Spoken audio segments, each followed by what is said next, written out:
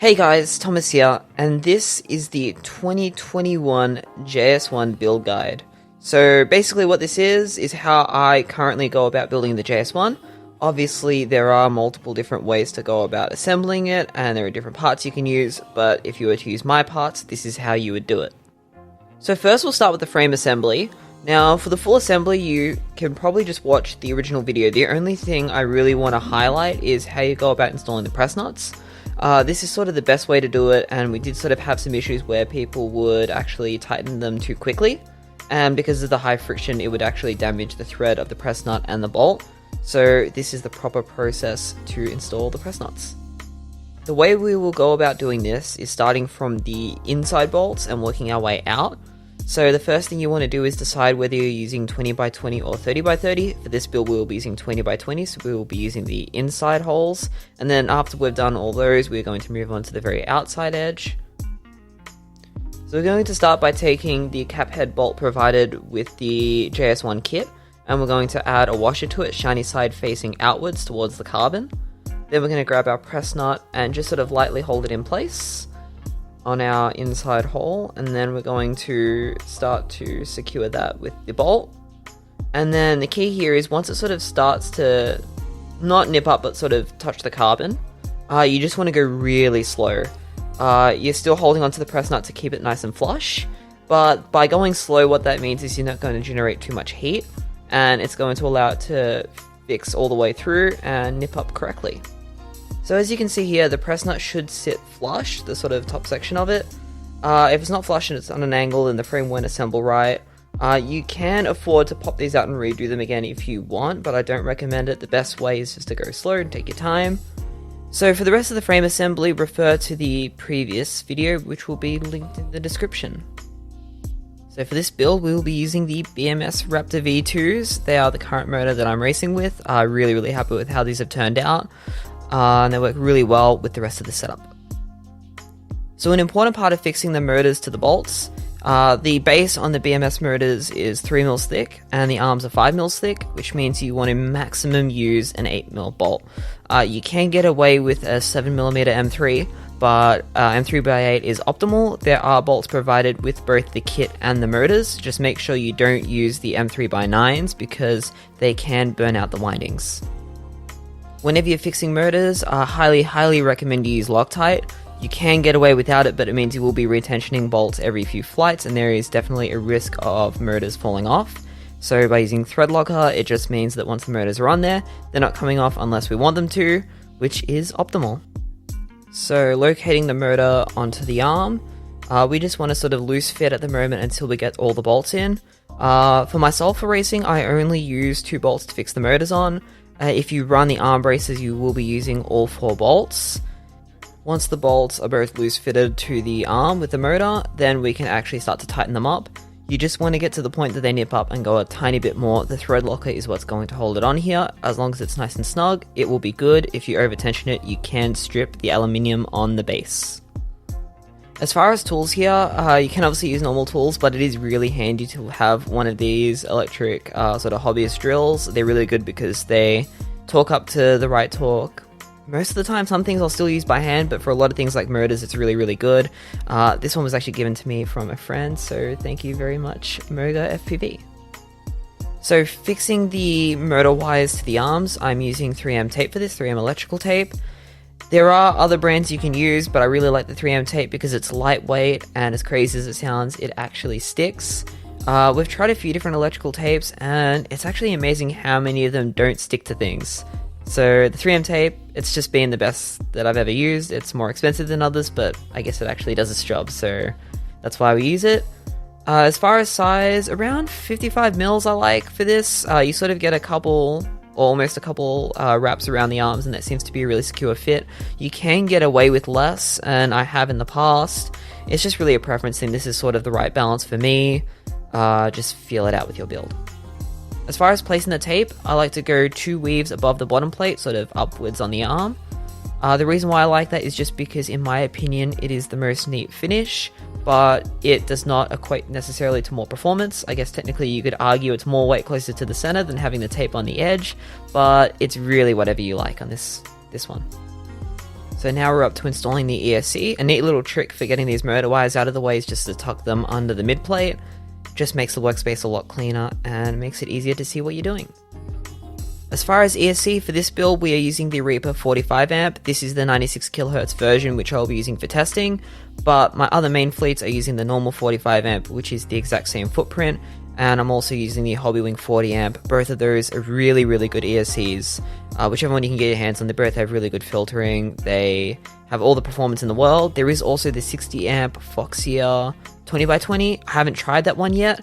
On my setups, I tend to find I hit the battery limit long before I hit any kind of ESC limitation, so for me the lightweight is nicer. Provided with the ESC is an XT60 cable. It's got really good silicon 12 gauge wire. For the rest of my builds, they're actually using 14 gauge. 12 should technically be better because it's less resistance, but over a minute of flying, it seems the weight penalty sort of doesn't really make it any better or worse than running 14 gauge. So realistically, this is perfectly fine to run. For this build though, I will be running 14 because of the little bit lighter weight. I think mentally it makes more of a difference. On actual testing, it doesn't seem to, so it could just be a case of the lower resistance of the thicker cable is offset by the fact that it's heavier. But either way, I'm going to be using a 14 gauge cable for this one, so I won't actually be using that. Provided is also a shorter grommet and a longer grommet. For this build, I'll be using the shorter grommets for the ESC. We don't have a Velcro strap running under the ESC directly, so we can't afford to drop the ESC lower on the frame. And then when we get to the flight controller, I'll be using the longer ones. Also provided with the ESC is a super short ESC to flight controller cable. The way I mount the ESC and the flight controller, I do need a longer cable, so for now, I'm just going to be grabbing one from my parts box. You can buy these yourself, or Foxeer will actually have longer cables in stock soon. It just so happened that for this build, they didn't have any in stock at the time. The grommets just sort of slide in by hand. I don't use any tools to slide them in. Just take your time, make sure not to damage any components when you're doing that. As far as mounting the ESC on the frame, assuming that that's the front of the quad, then I'm going to be mounting it with the power cable coming out the right side. That's what I'm used to. It's also the lightest combination for the JS-1 build. You can always run the ESC with the power coming out the back and then have the cable coming out the side, or you can actually cut a hole out of the VTX RX bracket and then have the XT60 come out the back. The only problem with that is you might run into some rubbing issues with the pod. You can obviously make workarounds for that too. Obviously you can also 3D print your own custom parts if you want a cable running out the back. But the quad was designed to run the XT out the side. It is the lightest method and in my opinion the best, having tried a few different versions, so that's what I'll be using for this. So now we're going to tin all the pads on the ESC and get the motor wires fitted. When you're soldering, you want to make sure you finish with a wet looking solder joint. If it's got that nice shiny finish, then you've done a good job. Otherwise, you might not get the best fitment. You might want to have another go just in case. So, fitting the motor wires to the ESC, I like to do this while the ESC is on the quad. And what I'm going to do is grab the outermost wire, so the wire furthest to the edges of the quad. And then I'm going to position that to put it on the closest pad. And then the middle one's going to go to the middle pad, and then the furthest away from me, or the furthest into the quad, is going to be going to the middlemost pad of the ESC. I like to solder diagonally opposite with the motor, so if I've done, say, motor 1, then I'll want to do motor 4 next. The only reason for that is just so there's even tension on the ESC. Sometimes if you cut the wires a little too tight, it can sort of twist the ESC a bit.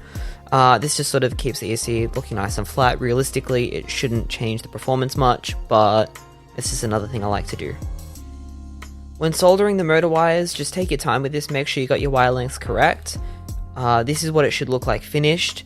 Just be aware when stripping the motor wires, you don't have to do it the way I am. That's just sort of what I've grown used to, and I am being really careful. Using wire strippers is perfectly fine and will give you a really good result. So that's our Foxeer ESC power cable. We won't be using that one. I'll be making my own up with the 14 gauge wire. You could obviously desolder that one and put the 14 gauge on it, but I'm going to save that for another build. For this one, I'll just grab a new XT60.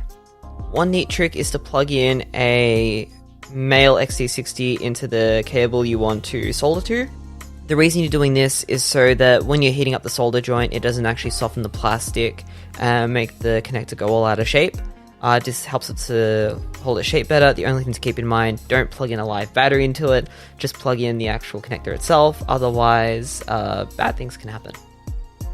For soldering the XT60 wire, I like to have 5 mils of wire exposed. For me, that seems like the right amount, where it's still really lightweight, but you get a really good joint on the XT60 that won't fail. Add a nice amount of solder into the connector to make sure that you're going to get a good joint.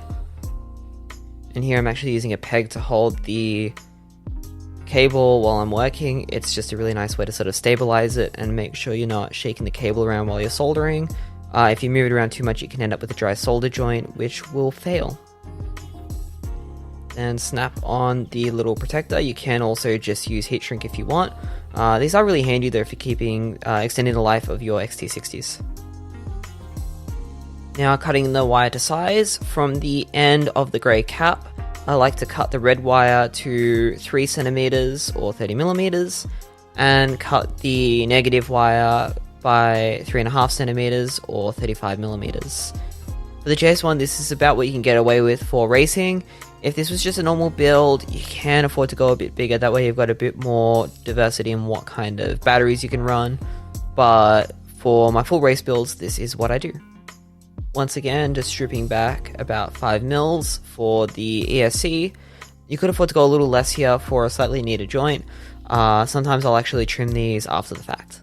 When soldering the XT60 to the ESC, just take your time, make sure your positioning is right. With a lot of these things, 90% of it's in the preparation, so if you need to secure the frame somehow so it doesn't move around, in this case I had Dad to help me, but just find a way to make sure you can get a good clean joint. For the flight controller, we're using the Foxeer F722 Pro. This is their new flight controller, sort of built more around my needs for international racing. Basically, it's got a beefed up 5-volt regulator so you can run all of the LEDs you could ever imagine. It's got a pit switch, which is really useful for a lot of the US races and other race formats. And we've also got pass-throughs, which are really nice for separating the flight controller and VTX circuits, so they go straight to the flight controller without the need for removing heat shrink and things whenever you need to swap one of them. It just sort of makes the build a lot more modular, and especially when you're overseas, just makes things a lot more serviceable, a lot more manageable, and gives you a lot of flexibility. So here we're just fitting the longer grommets, same as what we did for the ESC. I usually like to fit the flight controller with the ESC connector pointing backwards. That's just to give more space around the camera. On 20x20 flight controllers, this doesn't matter so much, but on 30x30s, space is a premium. So what I'm doing here is repinning my flight control ESC connector. Like I said before, the stock one was too small for me. There is a longer one provided with Foxeer, but they're not in stock at the moment. When they come in stock, then you can just buy that and not have to worry about this step. Take your time to plug these in. You don't want to bend the pins in the connector. I like to thread the cable underneath the motor wire. It just makes the build look nice and neat. Now onto the VTX and receiver. What we're going to do is solder these up with the cables ready to go. If you're not using pass-through, using a flight controller that doesn't support pass-through, you just don't want to use that feature, then refer to the original wiring diagram that we have on the previous build video. Otherwise, this is how I now wire up my VTX and receiver for the new flight controller. So the advantage of having the pass-through is that we can have the VTX and the receiver individually connected to the flight controller with no wires running just straight between the VTX and receiver. That means you don't have to remove any heat shrink whenever you want to move a component. You can just desolder straight from the flight controller the component you want, and then it's done. And it really just neatens up the build, makes serviceability a lot easier, especially in international racing. And another side benefit is the fact that when you remove heat shrink from those components, there is actually a fair possibility of knocking off capacitors and things that have sort of moved around maybe, or the heat shrink sort of wrapped around them. When you're peeling off the heat shrink, you can damage components. So by not having to remove any heat shrink, you are less likely to damage things. So here we're using the TPU for the TBS Triumph Pro. There is also a version available for the UFL Lollypop antennas. Just pick the one that's relevant to you and use that. As far as the advantage of UFL, it's that it's lighter. The disadvantage is it's really hard to change antennas, so that's why you might want to use SMA over UFL. The saving of weight is only about 5 grams, so depending on what that 5 grams matters to you will depend on whether you want SMA or UFL. So now we're just going to get the TPU installed on the antenna before we connect the antenna to the VTX and heat shrink everything. These parts are available on Thingiverse, and there are parts available for the TBS antennas and also the Foxeer ones. I usually just cut the heat shrink in half. Usually it's sized from TBS correctly, where you can use half of the heat shrink for your receiver and half of it for the VTX. Just check the sizing just in case it might be different for you. A neat little trick for getting the heat shrink securely around the UFL is just to use your hand after you've applied heat to it. Obviously don't leave your hand there too long so you don't burn yourself, but you can sort of shape it a bit more and get a really good finish.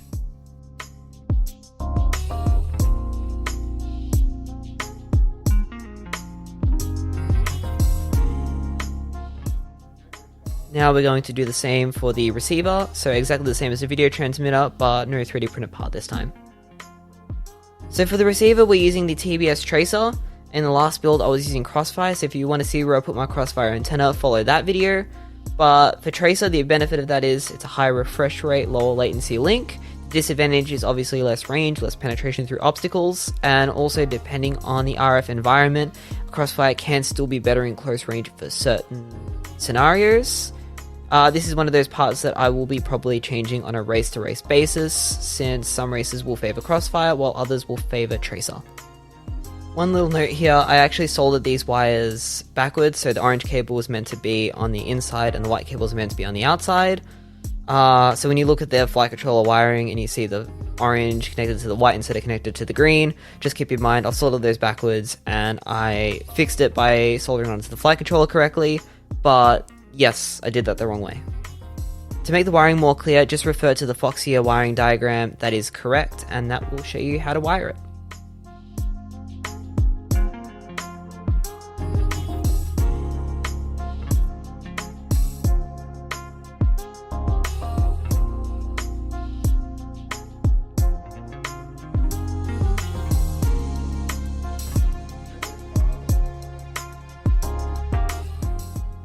For securing the VTX and receiver to the quad, we'll be using a combination of cable ties and also these really handy double-sided tapes. These are from Daiso and they're really good because they're not actually too sticky, so it means that it'll sort of give you enough of a connection that they won't move around once you put the cable tie on them, but also the foam adds a little bit of dampening and increases the life of the parts, especially with all of the various vibrations and high G impacts that our race quads go through. So now we just stick on the receiver and VTX. I sort of like to route my antennas for the receiver around the VTX antenna. This is just more depending on where your antenna exits the heat shrink. And then we're just going to take our time to secure the cable ties. I like to use the bottom two to hold the VTX antenna and the UFL of the receiver. And then the last one is just to secure the receiver itself and stop it from bending upwards.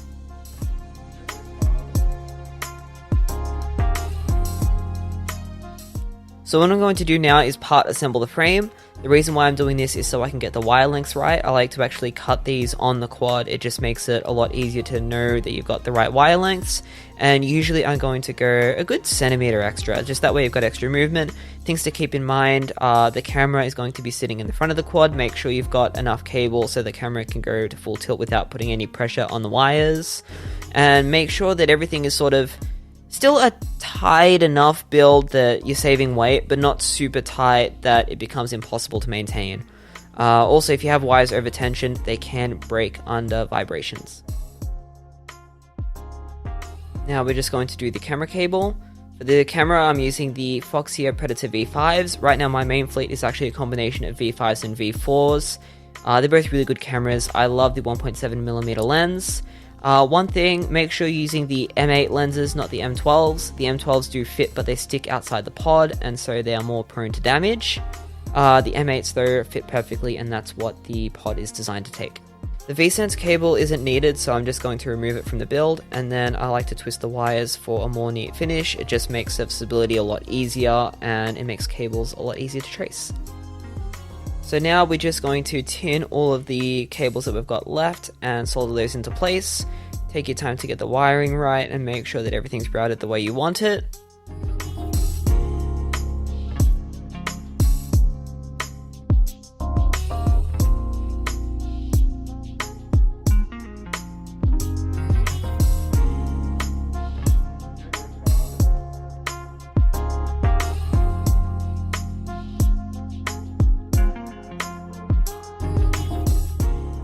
Another step I've been doing lately for the 20x20 builds is using some 3mm standoffs just to secure the flight controller on the stack. You don't want these to be tight, it's just sort of a cap on the top to stop the flight controller from moving in a hard crash. This isn't necessary, but it is a really nice step. Now we're just going to assemble the rest of the frame again, so that way we can get the capacitor fitment correct.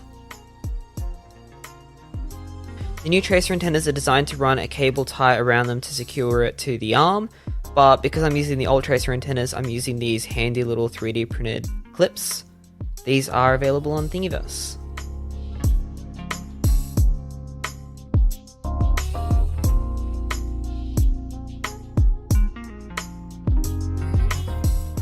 For absorbing power spikes, I'll be using a 35 volt 470 microfarad capacitor. This is what I found has worked for me. Obviously the provided capacitor with the Foxeer ESCs and Hobbywing ESCs are bigger, so I do recommend you use those. I know I can get away with a smaller capacitor from experience, but if you want to stick well within design parameters of the ESCs, maybe if it's running different motors or flight controllers, etc., then run the bigger capacitor, that way you're safer. You can always mount it on the outside like everyone else does, but if you want to get a little bit more neatness, a little bit more aero, then you can do what I'm doing now. One thing to keep in mind here, I always try to bend the capacitors the same way, so to have negative on the bottom of the quad when I'm installing it. The reason I'm doing that is because I'm actually reusing the motor wires for the connection. For the capacitor wires, I'm just using the motor wires that we cut earlier. Obviously the logical thing here is to somehow label which one's the positive or the negative. The way I get around this for me is just by always placing the negative on the bottom, so that way I always know which side negative is, but I do highly recommend you actually get the right color cable for this. This is just sort of a little hack that I do for myself. It does look pretty cool on the quad, but it does make servicing a little more difficult since you do have to be careful with two black cables that are not both negative. So I'm just going to place a 3D printed cap on the capacitor to stop it from shorting out, and then I'm just going to wrap this in tape, just using the same electrical tape as before. Once again, it's lightweight and it actually does the whole sticking part. Installing the capacitor into the frame, first you want to loosen the roll cage a bit so you can actually slide it in. The TPU is designed so it sort of compresses a little bit once it's actually in the frame. That's because you get different size capacitors, so they're not all built the same. This just means that you can run a little bit of variation within the roll cage. Once that's in and tightened, then we can route the cables around to the battery pads and get them soldered up. If you're not confident soldering in a tight space like this, I do recommend you actually pull apart the frame and then solder it on normally once you've got the wires cut. I'm sort of confident enough now where I just do this, especially with how far the pad sticks out. But if you're not confident, just take your time. You're better off having a quad that works and taking a bit more time than blowing up an ESC and having to buy parts again and wait another couple weeks.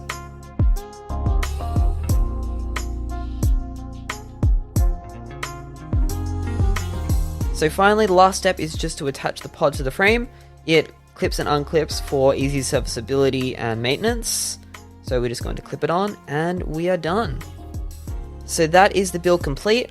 All that's left to do now is get the ESC settings set up and then throw a tune on it. For ESC settings, all I run is DMAG low, motor timing auto, and for now, PWM set to 24. With this quad, I'll obviously be testing 96 to see if 96 kHz is any better, but for the moment, as of this video, 24 kHz. For the flight controller settings, visit the Dropbox in the link below or on the BMS Racing Facebook group, and that will have all of my tunes for various different firmwares. Right now I am actually running a different firmware to what's on there at the moment, but that's just because we're working on a new beta flight. Once that's done, then the new tune will be uploaded there too. that is a 2021 JS-1 build. I hope you guys enjoyed the video and I hope you found this useful.